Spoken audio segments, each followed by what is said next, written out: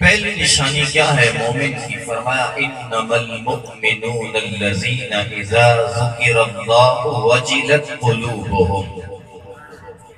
مومن وہ ہے کہ جب اس کے سامنے اللہ کا ذکر کیا جاتا ہے تو اس کا دل ڈر جاتا ہے۔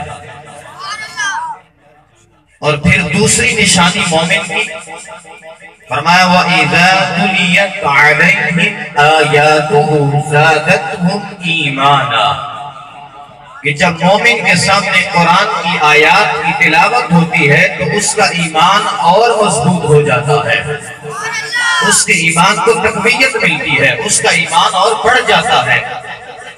اور تیسری نشانی فرمایا وَعَلَىٰ رَبِّهِمْ يَتَوَكَّلُونَ، وہ جس حال میں بھی ہوتا ہے اپنے رب پر بھروسہ کرتا ہے، توکل کرتا ہے۔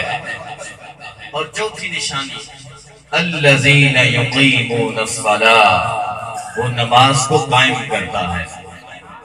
پانچویں نشانی وَمِمَّا رَزَقْنَاهُمْ يُنْفِقُونَ، رب فرماتا ہے جو ہم نے اس کو مال دے رکھا ہے اس مال کو ہماری راہ میں خرچ کرتا ہے۔ تو یہ پانچ نشانیاں قرآن مجید کے اندر رب لم یزل نے مومنوں کی بیان فرمائی۔ پہلے نمبر پر کہ جب وہ اللہ کا ذکر سنتے ہیں تو ان کا دل ڈر جاتا ہے، جب قرآن کی تلاوت سنتے ہیں تو ان کا ایمان اور بڑھ جاتا ہے، اور ہر حال میں اللہ کی ذات پر بھروسہ کرتے ہیں، نماز کو قائم کرتے ہیں، زکوٰۃ ادا کرتے ہیں، جو مال رب نے ان کو دیا ہے اس میں سراہ خدا میں قربان کرتے ہیں۔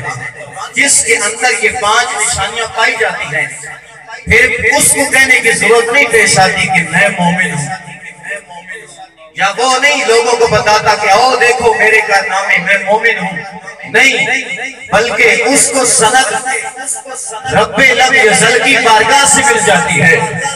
اللہ فرماتا ہے جس کے اندر یہ پانچ کوالٹیاں ہیں اولئک ھم المؤمنون حقا، لوگوں سنو یہی سچے مومن ہیں۔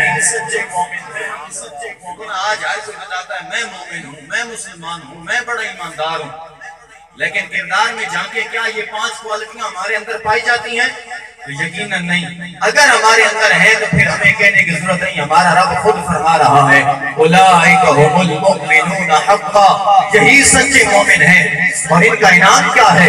لہم درجات عند ربہم ومغفرۃ ورزق کریم، کہا جب یہ اس دنیا سے جائیں گے تو میں رب نے آخرت میں ان کے لیے بڑے درجات تیار کر رکھے ہیں، ان کے لیے عزت والی روزی بھی ہے، اور ان کو میں مغفرت کا بخشش کا پروانہ بھی عطا فرما دوں گا۔